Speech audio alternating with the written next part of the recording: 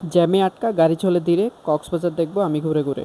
সেই দেখে হানি আমির একটা শ্যাম্পুর ডিব্বা নিয়ে দাঁড়িয়ে আছে কলাতলির মোড়ে। কি আর করার, এদিকে আমি আমার মুরগিকে নিয়ে চলে এলাম কক্সবাজার বিচ করতে। আপনারাও চাইলে এভাবে আমার মতো মুরগি নিয়ে ঘুরতে আসতে পারেন। সে রংধনু না দেখে এভাবে বসে বসে বিচ দেখতে পারেন, তবে রংধনুটা কিন্তু সেই ছিল। আবার আপনারা চাইলে এনাদের মতো দৌড়াদৌড়ি করতে পারেন, লাফালাফি করতে পারেন, অথবা নাচানাচি করতে পারেন, যা ইচ্ছা তাই করেন। আজকে আপনাদের এমন একটা হিডেন বিচ দেখাবো যেটা আপনারা আগে কখনো দেখেননি। এটা যেমন নির্জন তেমনই অনেক সুন্দর। এটা দেখার জন্য আমি একটা বাংলা টেসলা নিয়ে নিলাম। টেসলার ড্রাইভারও কিন্তু অনেক দক্ষতার সাথে গাড়ি চালিয়ে নিয়ে যাচ্ছে। ক্যামেরা চলে, আমিও চলি, এই জ্যামের কথা কাকে যে বলি। গরমের রোদে গাম পরে টপ টপ, ক্যামেরায় দেখি আমি একদম পপ। এরপর দেখি ড্রাইভার মামা অনেক বড় একজন শিল্পী। এই পথ যদি না শেষ হয় তবে কেমন হবে তুমি বলো তো। কি আর বলবো, এরপর নেমে গেলাম কলাতলির মোড়ে, সাথে আছে রানা। এখান থেকে যেতে হবে পরবর্তী গন্তব্য। কলাতলির মোড়ে অনেক বাইক ভাড়া পাওয়া যায়, আপনারা চাইলে এখান থেকে বাইক ভাড়া নিতে পারেন মেরিন ড্রাইভে যাওয়ার জন্য। এরপর কলাতলির মোড় থেকে আবার টমটম নিয়ে নিলাম, কারণ আমাদের গন্তব্য আমরা লোকাল করেই যাব, যেহেতু আমরা এখানকারই। এরপর ড্রাইভার মামা তার দুঃখের কাহিনী বোঝাচ্ছিল আর আমিও শুনছি। এরপর 10 টাকা ভাড়া দিয়ে আমরাও চলে এলাম ভাঙ্গার মোড় বিচে।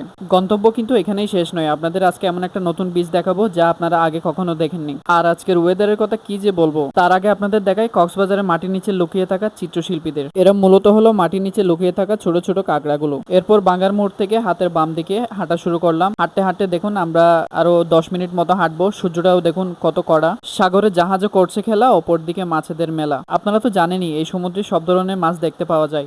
এরপর হাঁটতে হাঁটতে আমরা প্রায় চলে এলাম এই জায়গার দিকে। দেখুন জায়গাটিতে আমরা চলে এলাম। এক পাশে সবুজে ঘেরা পরিবেশ, অন্য পাশে দেখুন পাহাড়ের সমাবেশ এবং সামনে জনমানবহীন পরিষ্কার একটি বিচ। তবে আমি আপনাদের সাজেস্ট করব এসব জায়গায় একা বা দুজন না আসাই ভালো। আসলে আপনারা কয়েকজন মিলে আসবেন, কারণ বলা যায় না এসব নির্জন জায়গায় কখন যে কি ইনসিডেন্ট হয়ে যায়। তবে আমি আপনাদের আসার জন্য নিরুৎসাহিত করছি না। সবাই মিলে যদি আসেন তাহলে ঘুরতেও মজা লাগবে, সবাই মিলে আনন্দ করতে পারবেন, পরিবেশটা উপভোগ করতে পারবেন। এই জন্যই বলা। আশেপাশে পরিত্যক্ত ভবন দেখতে পাবেন, এগুলা অনেক আগে কারখানা ছিল। আপনারা আবার মনে করবেন না সিলেটে লুট হওয়া পাথর এই কক্সবাজারে চলে এলো। আসলে এই পাথরগুলো অনেক আগেরই প্রাকৃতিকভাবে জন্ম নেওয়া। এই জায়গাটা আগে তেমন পরিচিতি ছিল না, এটা নির্জন ছিল। এখানে এসে আপনারা রান্না সাহেবের মতো এভাবে শুয়ে শুয়েও বিচ উপভোগ করতে পারবেন। এই ভিডিওতে আমি অলরেডি বলে দিয়েছি আপনারা কতভাবে বিচ দেখতে পারবেন।